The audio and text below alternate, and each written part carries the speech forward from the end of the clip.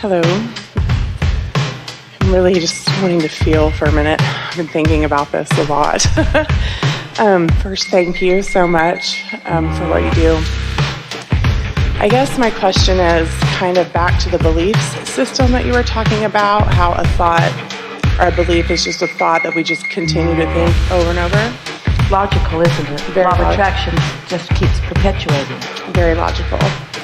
I guess my question is, how much power do our subconscious beliefs? Not much. Not much?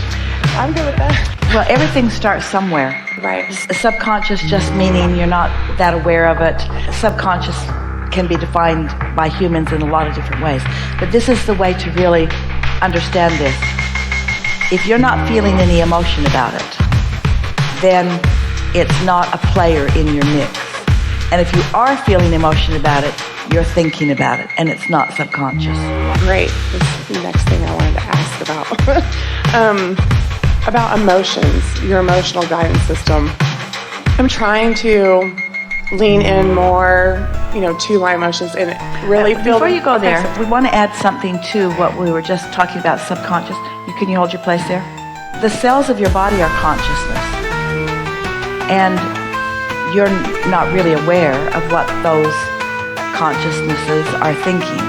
But the cells of your body are always thinking thoughts that are in unison with your inner being's thoughts about your well-being. And so just begin saying to yourself, my subconscious thoughts are all helping me. They're all for me. They're for me. Good way to look at that. Right. That's what I've been trying to, when you were discussing looking to others for approval, I was notorious for that. I've been trying to notice my emotions they're for Karen. They're for me. My emotions are not a reaction from anyone else or anyone's actions, no matter what circumstance that I'm in. Well, when you get there, you're free. Well, that's what Then you can be in the world. What everyone wants freedom from is the bondage of not feeling good, the bondage of negative emotion. What you want freedom from is resistance. And when there's no resistance, then you're floating free toward the things that you care about. And then you are of value to others as well. Right. So I just wanted to hear you say that about the subconscious isn't as strong or a powerful thing as it is made out to be. If it begins to gain momentum, you'll feel it. And when you feel it, then you can do something about it. But getting control of your vibration means having awareness of your emotions. One of the things that sometimes happens, and this is worth talking about, is that sometimes things that don't feel good feel so normal you keep doing them anyway. Doesn't feel good, but it feels familiar. So you keep doing it because it's familiar, not because it feels good. So somewhere along in this scenario, we want to convince you that it's good for you to feel good. And that feeling good is good. It's strange that we would have to have a seminar that if it feels good, it's good. Or that feeling good is good, because there have been a lot of people who have needed to control you for their benefit by getting you to do things that don't feel good to you. That's not the guidance you want to follow. I think the miscommunication for me is like when the gentleman was talking about how it was his desire that his father be proud of him, and how it does feel good, when someone is proud of you, is to maintain that level of, I just want that relationship with my inner being, and I'm proud of me when my inner being is proud of me. Why does it feel so bad when, why do we feel the need to care so much? How can Why is it uncomfortable when someone presses a pillow to your face and doesn't let you get any air? Okay. It's the same question. Why does it feel bad when I block myself off from the life-giving energy of the source? I guess it's not. Why does it feel bad? Why does it feel comfortable, I guess is the word. Give a broader statement. Why does it feel comfortable? But why does it feel, when you say we do those things that we don't want to, but they seem to kind of happen out of habit because they're more comfortable? I don't know.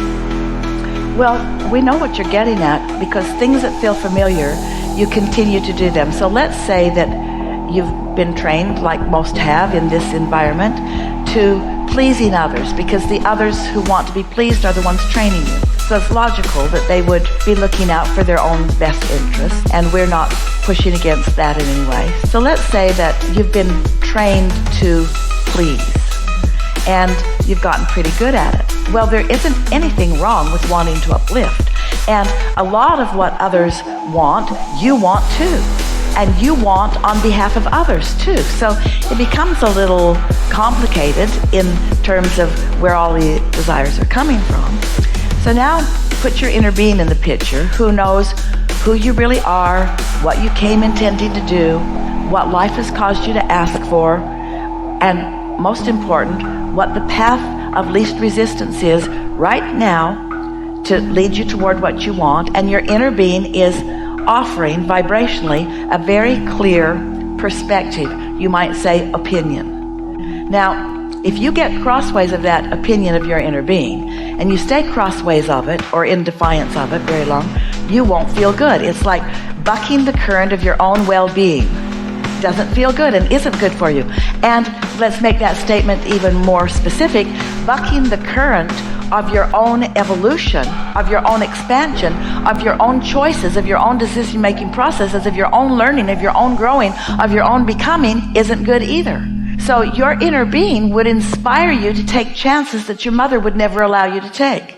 Because your inner being knows that expansion and understanding is a really big part of who you are and what you want, while your mother is really protective in nature about you see. So then, as you mind your mother, rather than minding your inner being, if you get too carried away in that, you can begin to develop patterns that just don't allow the fullness of who you are to flow. Now, an important distinction: your inner being will never get mad at you, and never pull away from you, or never punish you, or never try to get you to move in one direction by making another direction worse. Your inner being doesn't play those games, but humans often do. And so once you begin to accept that your inner being really is on your side, and that does not make your inner being against anyone else, that's a really big distinction. Your inner being is on your side, but your inner being is not against the others that you've decided to make your adversaries. Your inner being is always on your side, which means on the side of your thriving, on the side of your understanding. So sometimes, because you really want to understand something, your inner being might inspire you into a behavior or a conversation that will help you define with more clarity who you really are and what you really want. And that doesn't mean you've left the path. You were born into this time and space knowing that there's a step one to the equation of creation. Step one, ask. And you can't ask if you don't have some way of standing in some place where you can focus. If you don't know what you don't want, you can't begin to identify what you do want. So you came not just willingly, but eagerly into an environment where you knew that there would be choices that you would not want to make. But how are you going to know what choices that you do want to make? The most important, significant understanding from your inner being is your inner being always chooses love over anything that isn't. So if you are looking at someone or some experience or some situation where instead of feeling love, you feel anger or resentment, then while you have certainly the free will to do it, and how you going to know what you want unless you do some of what you don't want, your inner being does not go there with you. So the strongest proof that you could ever have about the love that is your inner being is how bad you feel when you move away from it. If that didn't exist and that weren't who you are, then when you deny it or defy it, you just feel normal. But you don't. You feel bad. We're almost on something. You're right at something important. Can you feel it about to pop? I don't know. I guess I'm taking in everything that you're saying, and I hear and resonate completely with what you're saying. I guess just when I found your teachings, became aware that I had a choice. I just, like you said, you do what your mom wants and things like that. So to me, just having a choice was eye-opening enough, but then... And then having the discipline of focus to utilize the choice. Because thoughts are rampant around you. And lazy thought will take you into places you don't want to go. So how do you sharpen up your focus so that you aren't so lazy or lackadaisical in your thought? By caring about how you feel, by catching it in those early stages. And I guess the only other thing I really have a question about, before here is about source. Like, I know we're extensions of source. I believe that source is, I don't know if I'm asking, is source something other than our inner being? And if so, does source want worshipped by anyone? No. Oh, I know that sounds... Not any of that.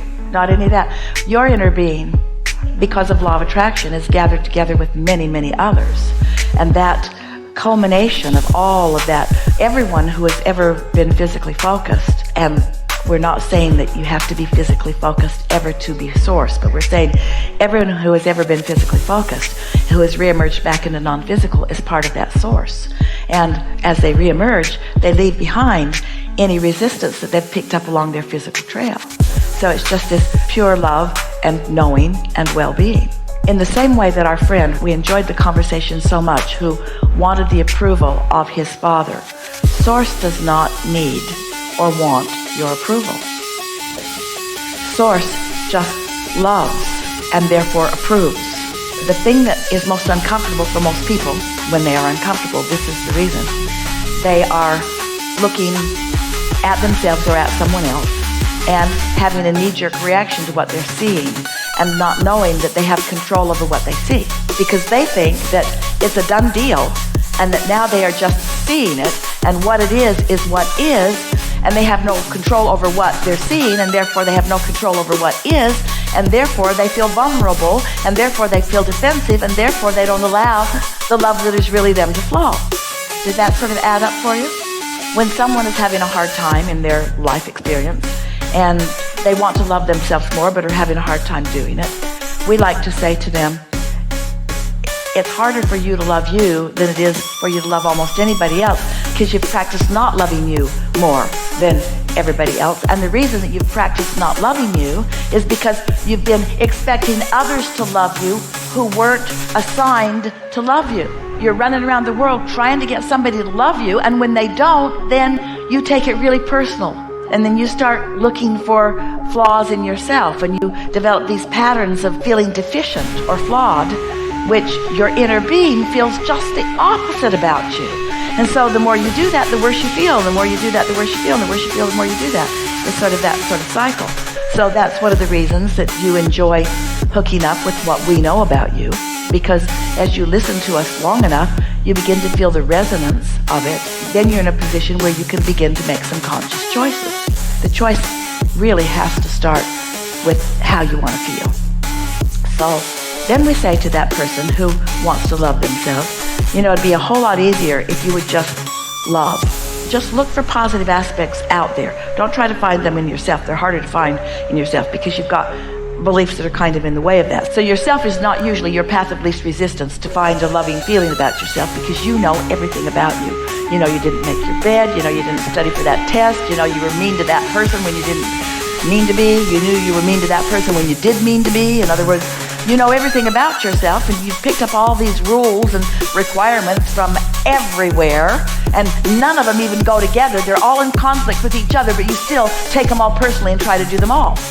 You try to stand on your head in so many different ways to be approved of, when that appreciation and love, and if you want to call it approval, has been there for you every moment of every day. You just have to look in that direction, and you can't look in that direction and in that direction at the same time.